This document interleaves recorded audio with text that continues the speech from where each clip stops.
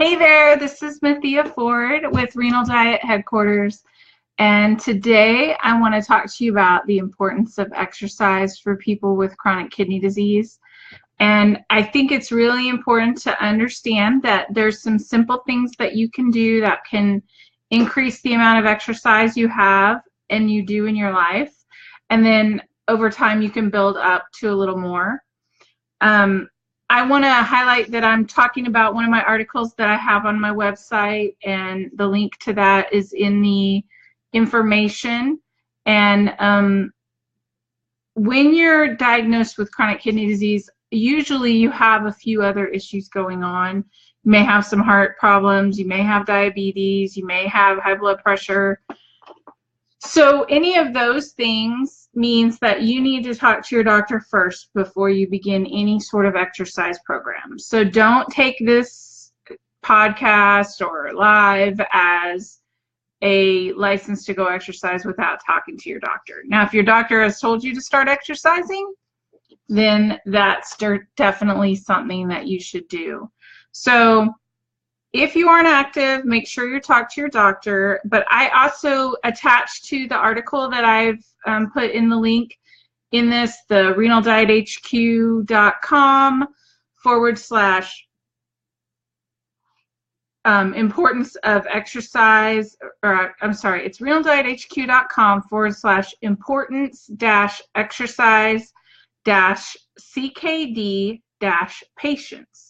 So that's the website, that's the link you want to go to. And if you're on the live or you're on the YouTube video, it should be in the description and you can click on that. Go there, and I have this, the 5 low impact exercises for chronic kidney disease. And I'm going to go through this article, but I want you to know you can go get this article and download it from that website. So I want to just talk about exercise first in general because it's a really important concept.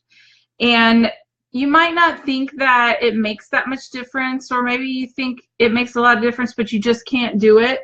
But the thing is you can. As long as your doctor says it's okay, it's going to benefit you in a lot of ways. One of the main things that I've found that it does is it reduces your fatigue. So exercising even just a small amount and building up, it reduces your fatigue. If you're tired at the end of the day, doing a little exercise, which may seem counterintuitive, doing a little exercise is going to change the way you feel at the end of the day, and you're not going to be as tired. It'll take a week or so for that to start happening, but if you continue with it, you will see it happen. It helps with weight management. Exercise helps lower your blood sugar. It helps lower your blood pressure. It helps with weight management. It burns off calories that your body has stored over time for you in the form of fat or other compounds in your body.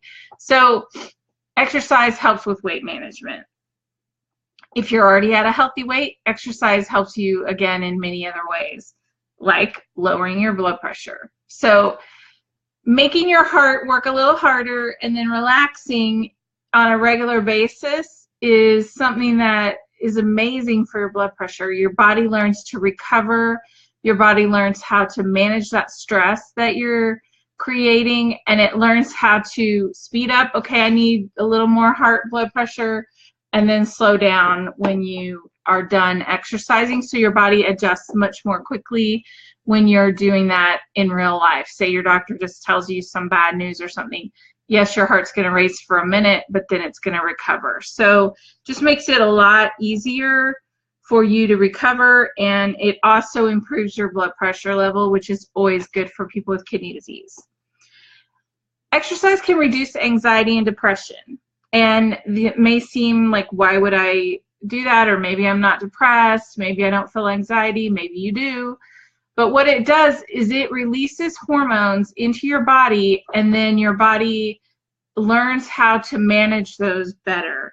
So you won't feel like, if you have anxiety because your body suddenly, had a feeling that something was wrong, released some of those hormones that were used in the fight or flight response and it caused some anxiety, then your body, if you're exercising, you're doing that on a more regular basis, so your body manages that better. Also with depression, you release some good feeling hormones in your body with exercise, which improves your mood.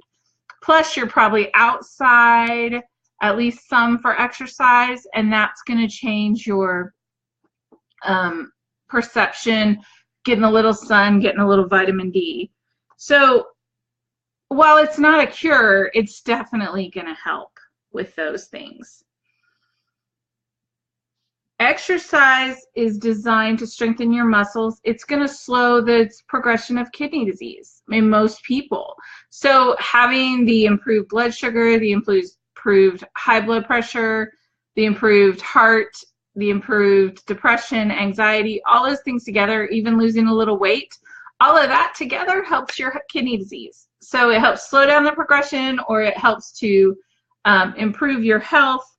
And in a 2014 study by the American Society of Nephrology, they found that 12 months of exercise-based rehab significantly slowed the rate of kidney function decline and improved cardiorespiratory fitness compared with just regular standard care.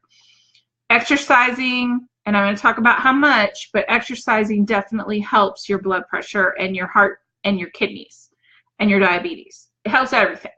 Just try to squeeze in a little bit. If you think, I don't have time, think about how much time you spend doing different things and how important you are to the people in this world that care about you, who really would like you to make that time to take care of yourself. So see it as taking care of yourself. And as a mom and a busy person, I find it very hard to find time to exercise, but then I remember, oh yeah, exercise is me taking care of myself for the people in my life who I love and I want to be here for. So exercise is a good thing. So example exercises that you can do, you can walk, and you may think I already walk, but this is a concentrated period of time, whether it's 10 minutes a couple times a day at a little bit faster speed. You know, if you can manage up to 30. Walking is the best exercise. You can get started without any equipment. You can just go outside. You can take your dog for a walk. You can take yourself for a walk. You can go with a family member. All those things can help, but get some walking in. Another option is swimming. Swimming is very low impact, almost no impact, and it supports your body weight, so it helps you to get moving, and it's a very gentle exercise, and it doesn't cause any sort of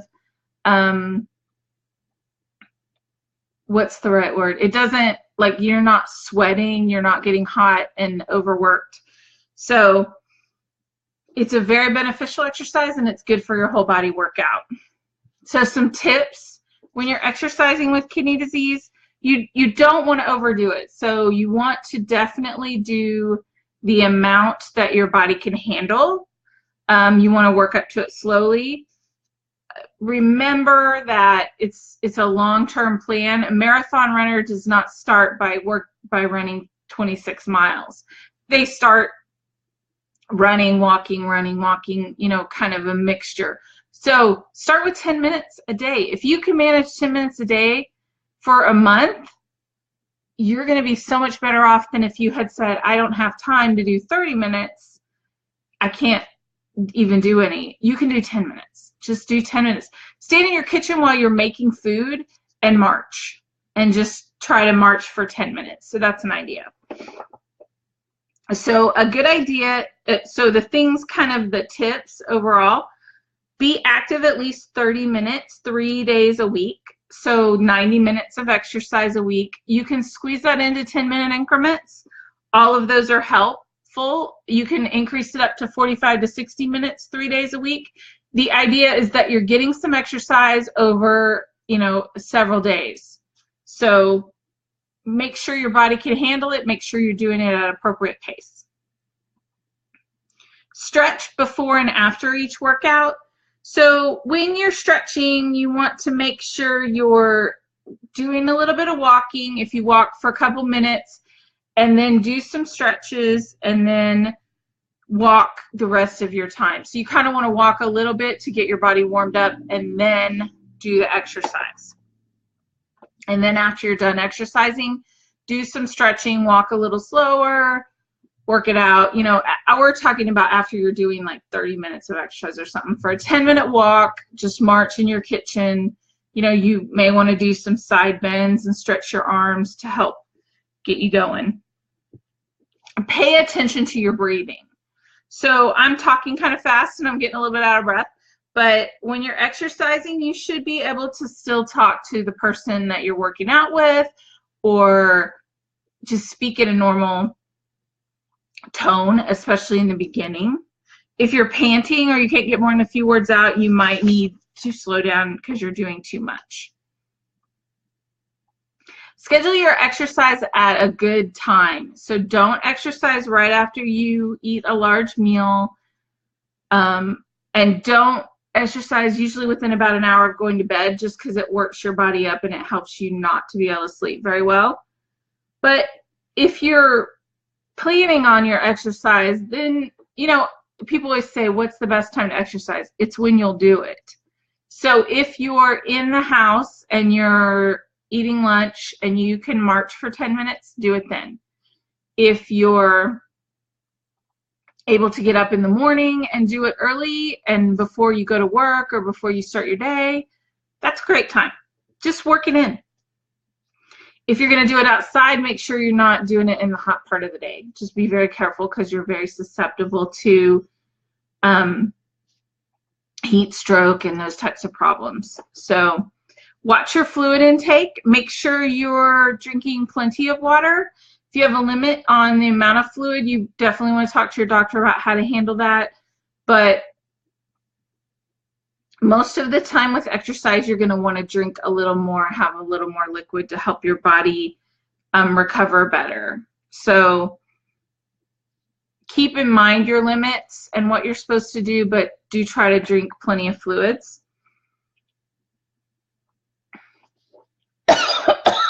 Sorry.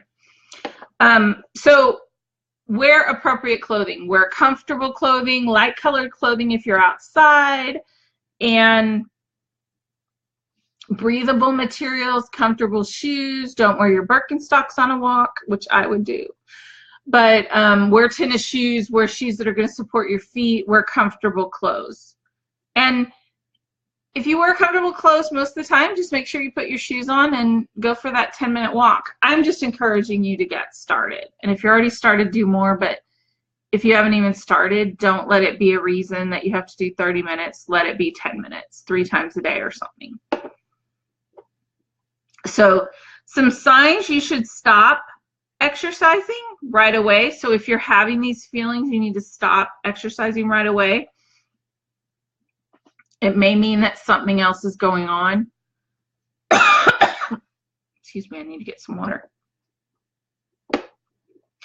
If you immediately experience fatigue, like you're all of a sudden so tired you can't go on, then you need to stop. If you feel lightheaded, if you feel short of breath, so you can't even, you know, get that in. An irregular heartbeat, so if you're feeling like your heartbeat is racing, or any sort of chest pain, especially that radiates up into your neck or down in your arm, any of those, you stop immediately and seek medical assistance. So let's go over the, so that's a lot of the information you can find on the website. And let's talk about some low impact exercises for chronic kidney disease besides standing in your kitchen and marching or doing like a light walk. So something you can do that can help with your balance is a sit to stand. So that is just where you kind of, you're sitting in your chair and you stand up and you sit back down, but you don't sit down completely, and then you stand back up. So it's kind of like doing squats. So you're going to do that. Just slowly sit in the chair, stand up, sit down, stand up, sit down as much as you can. In the handout, there is a video link for you to look at. You can hold dumbbells in your hand, or you can hold a couple cans in your hand to do those. But those are some ideas for kind of balance. You can, number 2, you can do an elliptical machine for cardio. So if you don't have a treadmill, you may have access to an elliptical. An elliptical is great because it is very low impact, but it's very cardiovascular friendly because you're moving your arms and you're moving your legs at the same time. So you're building up that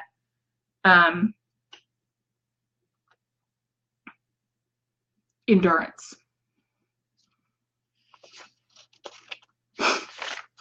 Okay. Third one is foot circles. So seems really strange, but it's a good one for circulation. I need to get some water. You're going to sit in your chair and you're going to raise your foot off the ground and rotate your foot one direction for 30 seconds and then the other way for 30 seconds. Then you're going to switch feet. Something you can do while watching TV, something you can do reading a book, something you can do in the car if you're a passenger. Those types of things. So those are great ideas for you to get started with some specific things. So after you do your walking, or maybe you decide the elliptical, do some sit to stands, do some circulation. And on my handout, there's variations or ways to make it harder, more challenging. Another one is the low back extension. So, oh, excuse me. The low back extension, you stand up and you basically put your hands on your lower back and you stretch back. And that just helps to make your back a little more flexible and make things where they are a little more pliable. My back, I have back problems, and this really helps. I try to do this a couple times a day where I stand up and stretch. And then tricep curls can help with strength.